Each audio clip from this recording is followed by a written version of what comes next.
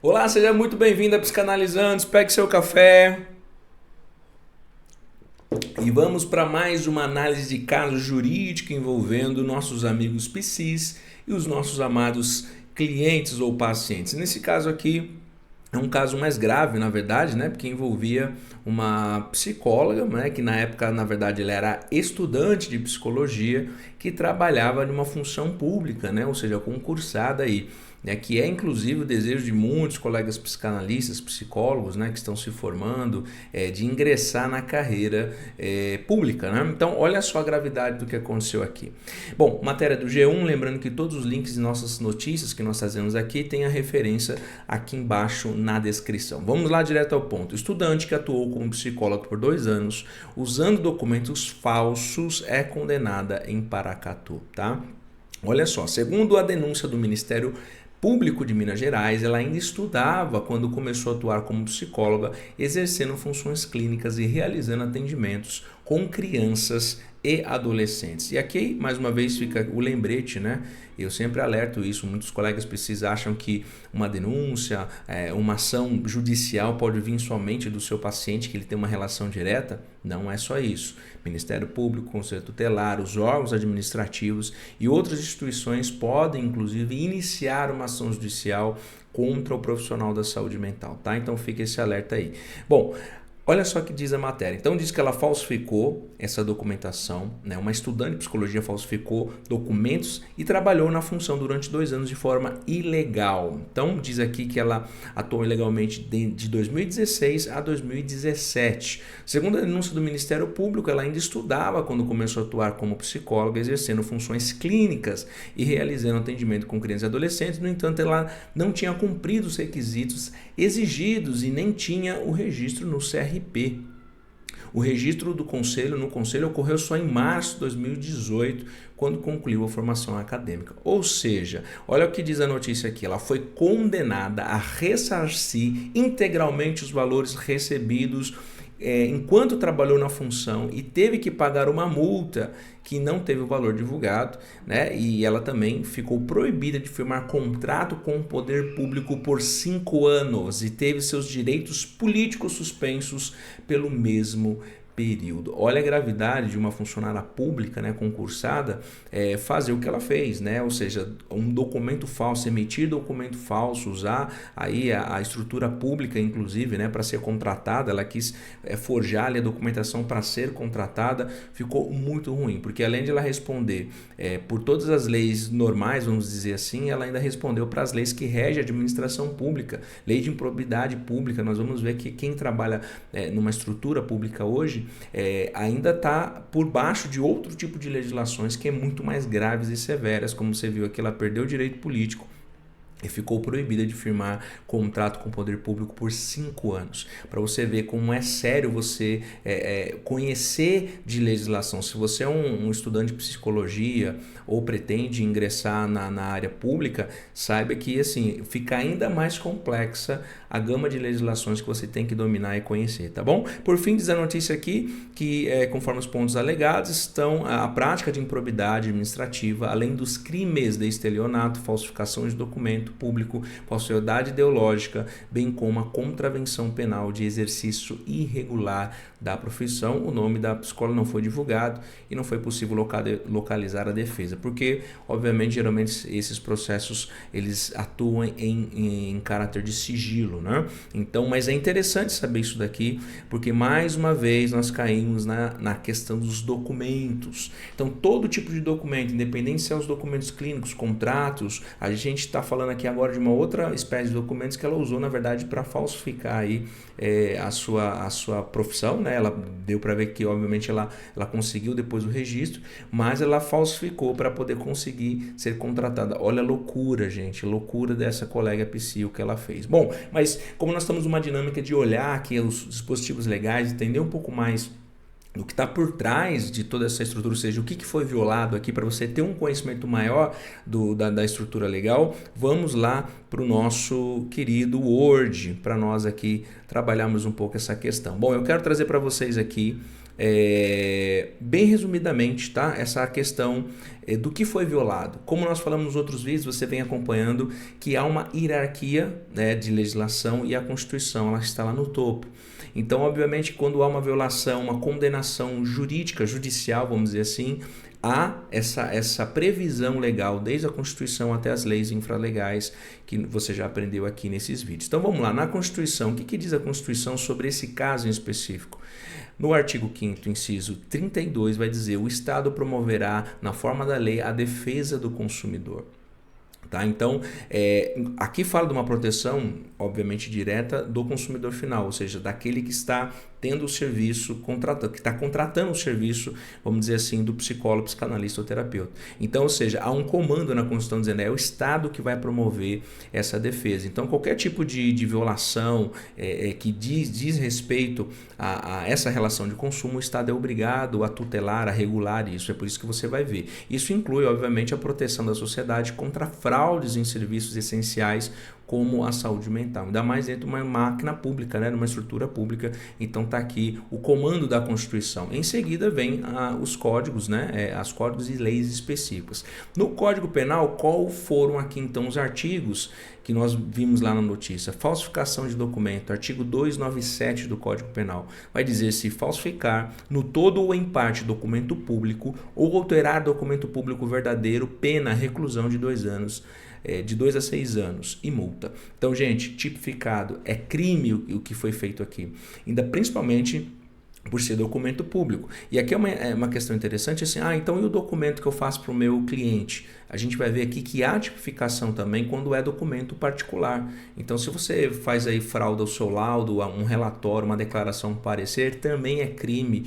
Ou se for falsificado, né, você fez aí para poder realmente facilitar a vida de alguém, um psicotécnico, coisa do tipo, também é tipificado como falsificação de documento público. Porque, obviamente, esse documento foi usado para fraudar, vamos dizer assim, para violar, para poder tentar burlar a lei. Então, obviamente, ele se enquadra aqui também. Falsidade ideológica, o que é isso? Se diz o seguinte no artigo 299 do Código Penal: omitir em documento público ou particular a declaração que dele devia constar, ou nele inserir ou fazer inserir declaração falsa ou diversa do que deveria ser escrita, com o fim de prejudicar direito, criar obrigação ou alterar a verdade sobre fato juridicamente relevante, reclusão de 1 a 5 anos e multa. E aqui está falando, inclusive, tanto como nós falamos, documento particular ou público. Ambos essas categorias de documentos, elas também estão tipificadas. Então, se foi feita uma declaração falsa, ou seja, diversa daquela que deveria constar no seu relatório, no seu parecer, na sua declaração, em qualquer documento clínico que você esteja operacionando na sua clínica, é crime. 299 também tipificado aqui. E óbvio aqui nesse caso o estelionato, porque ela, olha só que diz 171, você já deve ter falado, né? Famoso 171 do Código Penal.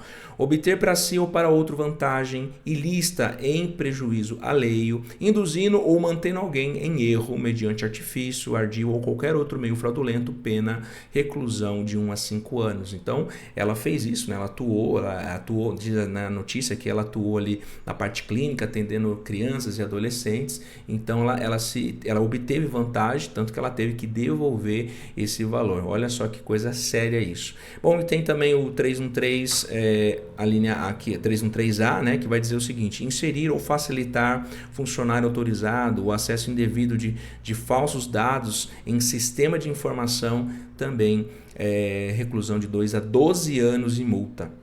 E aqui é interessante, né? Porque às vezes é uma colega psi que tem acesso a, por exemplo, a um documento, um software, vamos dizer assim, que ela faz inserções de dados ali, né? De pacientes que ela atende ou coisas do tipo. Se também essa inserção de dados, de informações, foi para poder facilitar o acesso e foi usado de uma forma indevida esses dados falsos, como nós vimos aqui, vai também, é crime, está tipificado isso também, 313 do Código Penal. E o 319 vai dizer retardar ou deixar de praticar indevidamente ato de ofício ou praticá-lo contra disposições expressa para satisfazer interesse pessoal ou sentimental, né? Interesse ou sentimento pessoal, detenção de 3 meses a 1 ano. Então, também 319. Olha só o tanto de artigos que ela infringiu aqui do Código Penal. Então, como nós vimos na matéria, foram vários artigos que ela infringiu, que ela foi aqui tipificada. E aqui ainda dentro do Código Penal, para você entender a questão do processo, olha só, o 347 do Código Penal, na fase processual, ele vai dizer o seguinte: inovar artificiosamente na dependência de processo civil, administrativo ou penal. Ou seja, o que significa? Se durante a investigação ou ação judicial houver tentativa de alterar a verdade dos fatos, também é crime.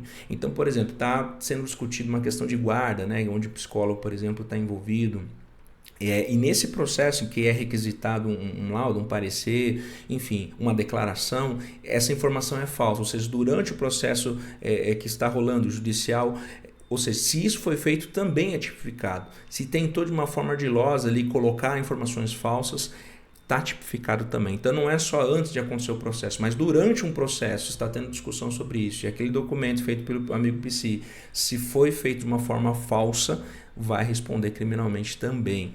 E a questão das oitivas de testemunha, né? As provas documentais entram nas questões de prova também, aqui pelo Código de Processo Penal, que fala o uso de testemunhas e documentos falsos para tentar provar uma irregularidade ou uma fé, também é tipificado do 202 a 234 do Código de Processo Penal. E aí a importância, né, quando você vê um advogado falando, né, e advogado é amigo PC, falando: olha, colega, você precisa de modelos de documentos que tenha toda a previsão, que conheça, que tenha um background, vamos dizer assim, considerando Código de Processo Penal, Código de Processo Civil. Aí você pode falar assim: mas é muita coisa, eu não acho que não tem muita nada a ver, um contrato terapêutico tem que ter toda essa rigidez. Agora você está vendo a importância disso, porque é somente quando acontece a situação que o amigo PC se dá conta que, na verdade, essa estrutura já deveria estar acompanhando tudo que ele faz na prática clínica.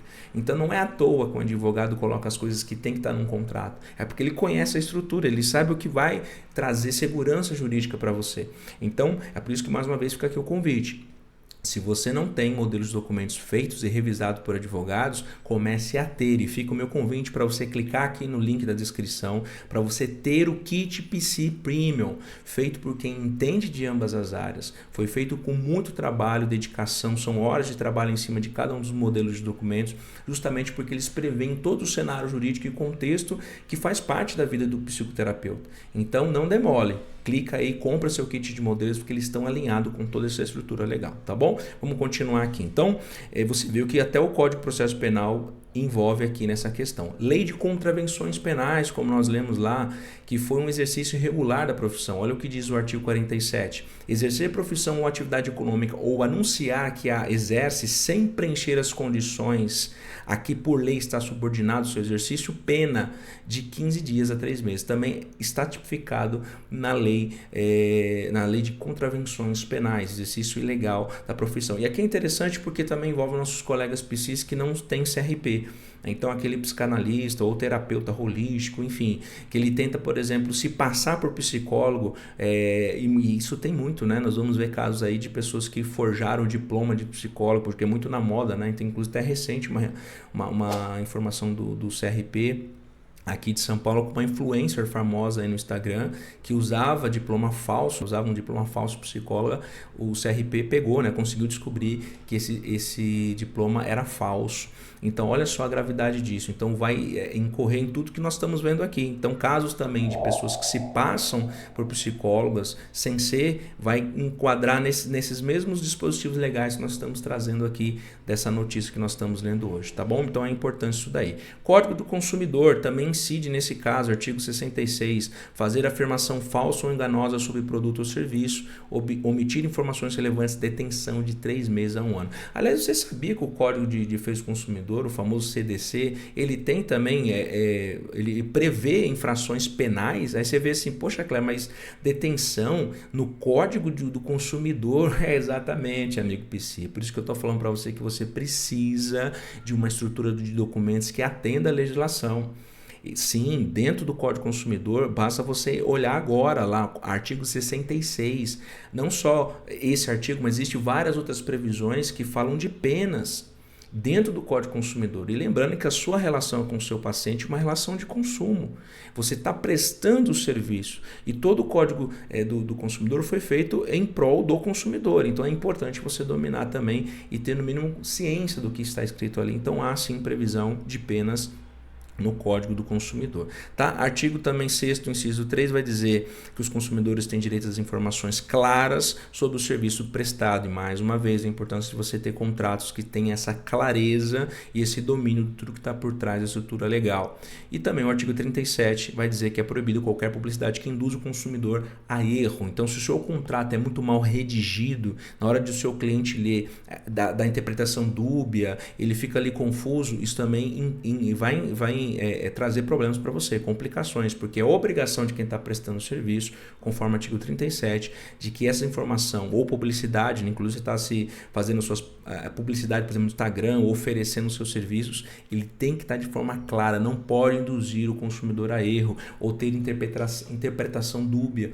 Tem que estar muito claro isso, não só nos seus contratos, mas também na forma que você divulga os seus serviços aí como amigo PC, tá bom? Bom, a lei de improbidade administrativa, como nós falamos, quem está dentro de uma estrutura pública ainda tem a incidência das legislações que servem aos profissionais, funcionários públicos, no caso aqui a lei de improbidade, e vai dizer então aqui nessa lei várias outras situações que essa psicóloga se enquadrou. Então, caso ela tenha recebido remuneração irregular, ela vai ter que fazer a devolução desse valor por o erário público, né, que a gente está falando da máquina pública, fica muito mais complexo.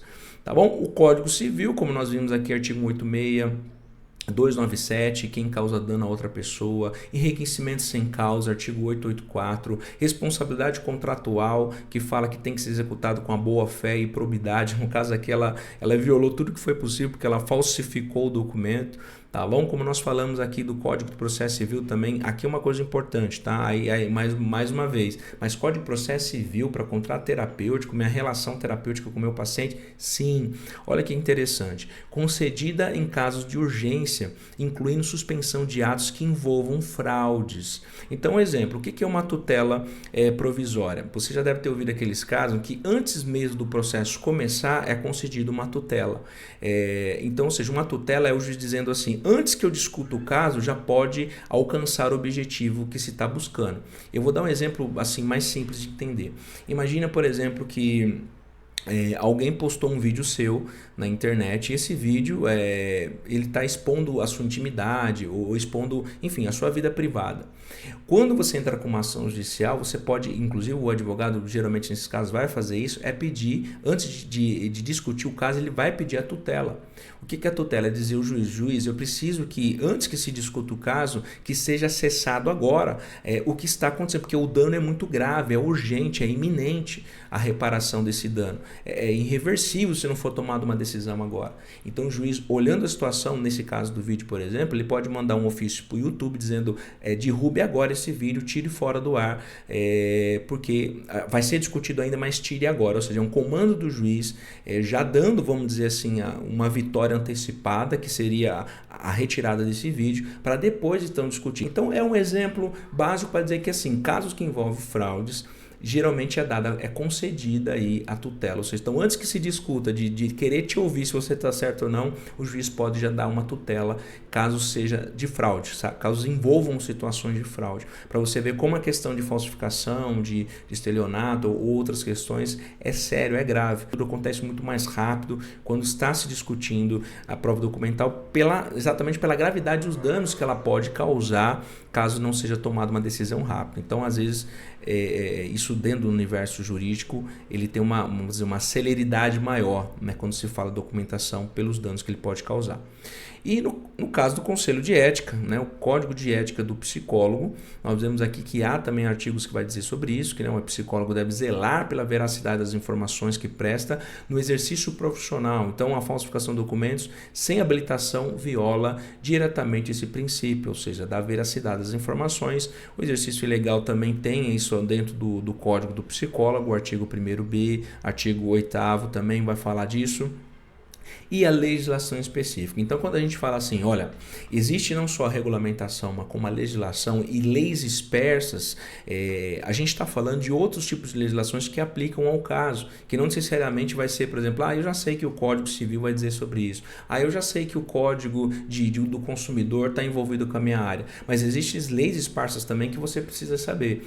Nesse caso da psicóloga que era funcionária pública, existe, olha só, essa lei que ela, por exemplo, regulamenta a profissão do psicólogo no Brasil, que vai exigir que para atuar, assim, atuar sem registro no conselho infringe diretamente essa lei. Que lei? A Lei 4.119 de 62, que foi a lei que instaurou, ou seja, que autorizou, que aprovou a profissão do psicólogo. Então, infringe também essa legislação, que é uma lei esparsa. O Estatuto do Servidor Público também, ela é aplicável ao caso, porque são normas locais que regem a admissão de servidores municipais. Então, ou seja, a gente está falando, inclusive, não sei se você sabia, mas existe a Constituição Federal, existe a Constituição, a Carta Magna, mas existe constituições estaduais. Cada estado também tem a sua Constituição.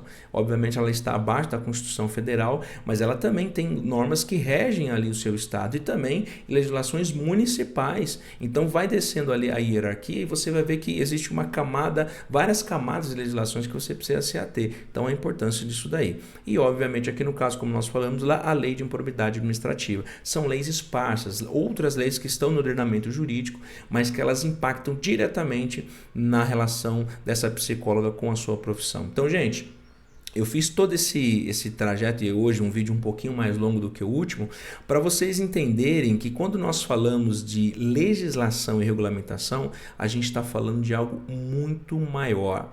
É por isso que você deve se ater, eu vou voltar aqui para a nossa notícia, para que você entenda que é o seguinte, esse tipo de notícia, gente, infelizmente, ocorre todos os dias. A gente está falando em nível Brasil, há muitas notícias que infelizmente os nossos colegas PCs estão envolvidos, tanto na esfera judicial, isso que eu nem entrei na esfera administrativa, tá? Se eu for entrar aqui nos conselhos de ética e ver os artigos que foram violados, gente, é inúmera as infrações cometidas por colegas PC. E obviamente o intuito desse vídeo é alertar os colegas PCs, é trazer junto com vocês aqui a cognição jurídica por trás da atividade terapêutica.